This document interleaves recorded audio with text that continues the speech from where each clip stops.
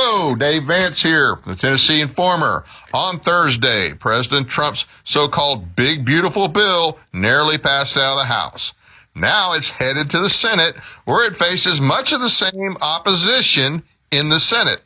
Now, I'm only going to talk about the principled opposition from the fiscal conservatives in the Senate, such as Senator Paul and Senator Johnson from Wisconsin.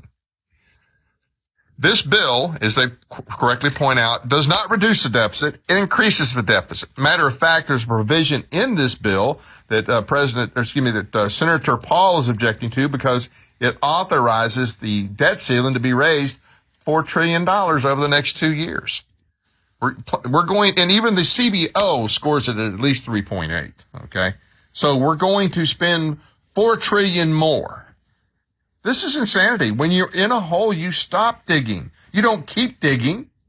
And part of what they're digging a hole for, if I mentioned a couple of days ago, this SALT provision, which is state and local taxes, and there's a cap on that, and they raised it from 10,000 to 40,000. So that means that the red states, conservative states, will get to continue not only to subsidize these liberal states, but we're going to do it to an even greater extent. They've raised it up to 40,000 instead of just 10,000. This is not the way to get the things we need. There's some great provisions in the bill. There's some things we really need to pass in the bill. But this deficit is dangerous. You can't keep digging and get out of the hole.